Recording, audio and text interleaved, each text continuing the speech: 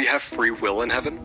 Yes? If free will is essential to human existence and the reason for the fall of man, how do you explain the absence of sin in heaven? If sin cannot exist in heaven but free will still does this mean God could have created humans with free will and no sin from the start? All right, it's been a privilege to meet you, Jack, and to meet your girlfriend. Now, let's say that your father called you up tonight and said, "Son, Katie has communicated to you that she loves you.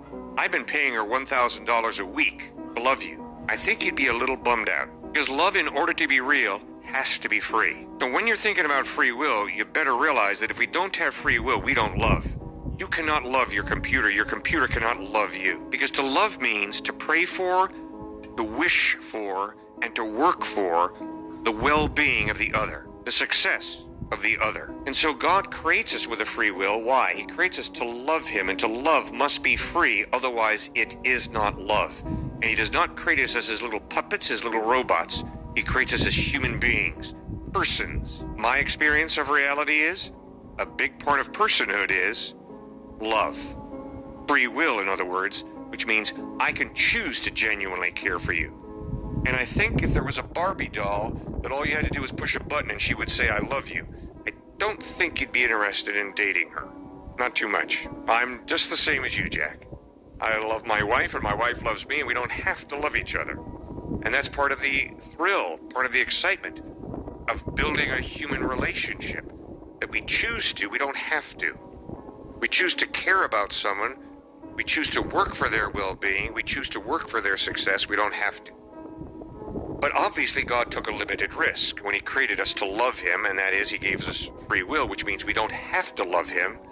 And that's essentially the story of human history, of how we human beings have destroyed ourselves and each other by choosing not to love, but instead, unfortunately, choosing to hate. Old Cliff went through all of that, and I guarantee that most of y'all forgot what the original question was. Most of y'all don't even know what the original question was, do you? I guarantee you. I'm going to pause for a minute. I bet you don't. Pause the video. Write down if you remember what the original question was. Yes or no. Now, that was a great little soliloquy on love. And if that was about relationships that people should have one another and how we should treat one another, that was a great statement. True.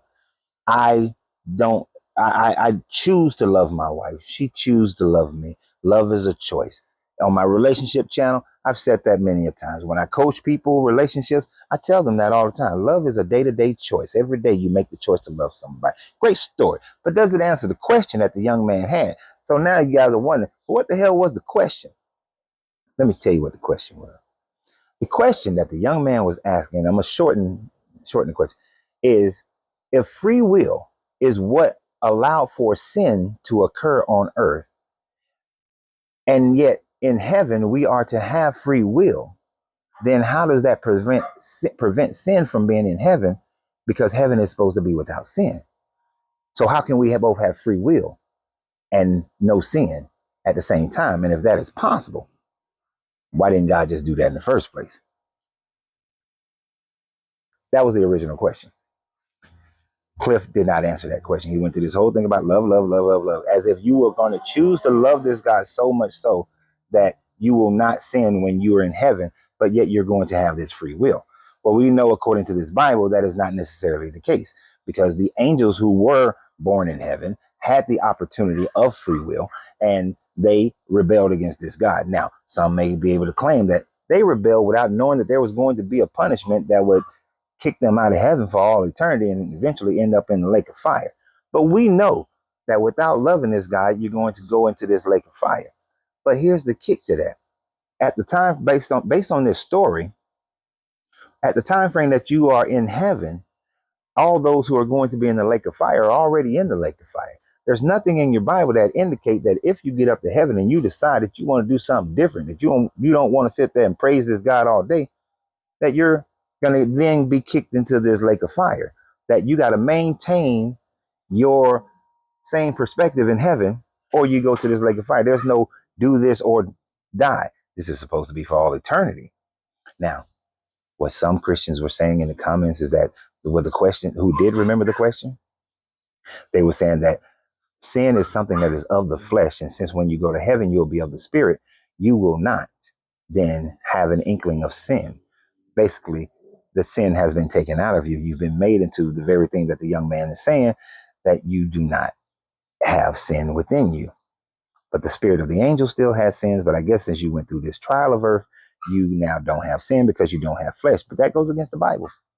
The Bible actually says, according to this Bible, the reason why Christians were always teaching that you're not supposed to burn your body in cremation is because your body will rise from the graves. It will give it up from the seas, that you will be reconstituted into a new body, a new fleshly body, a new body that looks just like the way you look right now.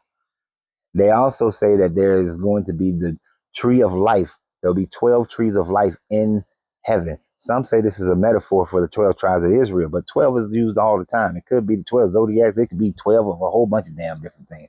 But it definitely says is that those trees will produce their fruit in season, and you will consume the fruit from the tree of life. So therefore, you need to reconstitute. This reconstituted body needs to be reconstituted on a basic, on a seasonal time frame. So you do have a body, a real body. Like I said, this is why so many were taught you don't cremate. This body gonna get cremated. So the whole flesh thing doesn't work because you're still gonna have this fleshly body. But the fact still remains, if you got free will, and free will is the thing that allows for you to make decisions that are opposing to this God, then boom, sin can be there. Because sin is saying, I don't want to do what this God tells me to do. That's basically what sin is according to the Bible. If this guy says something and you're supposed to do it, if you decide you want to do opposite of what this guy says, then you are sinning. And being on my knees, praying, praising this God for eternity, yeah, I would sin like a champ. But since I've already made it, you can't kick me out because the book didn't say nothing about that. You said for all eternity. I throw that back up in your face. I throw it back up in his face. Like, I'm here for eternity. So you said so. You said you're going to go back on your word. Now you're going to be a liar because that's what you said. That if I made it up here, that is, I'm here for eternity. So if you now kick me out, that makes you a liar, God. Yeah, look, catch 22. So Cliff, as usual, per usual, did not answer the question, went all the way around the corner to make sure that he didn't answer the question. When the simple answer would have been, yes, this God truly has omniscient. He could have did that. Because at the end of the day, all he wants is puppets anyway. People sitting up there just worshiping him 24/7. Just worship, worship, worship, worship, worship, worship. You say that you wanted people that love him freely. This is not free love. This is love by threat. This is love by dictatorship. This is love or go into this lake of fire. That's not free will. That's not a free choice. That's cruelty. That's Stockholm syndrome. So this guy doesn't value free will, because when you have free will, he condemns you to a lake of fire instead of having to being merciless and saying, okay, if you don't want to be with me, then just oblivion. You just cease to exist. No existence. No pain, no struggles, no gnashing of teeth, none of those things. You just cease to exist. You won't even know that you ever existed in the first place, because you won't even know that you existed right now. You don't want to be with me? Cool. Cease to exist. And there are many people who would choose that, like myself, over sitting up there worshiping this God day in and day night. Because I'm sure many of you would choose the same. So y'all have a great day. And always remember, you have to free yourself to be yourself, because your greatness is non-negotiable. Good journey, good vibrations.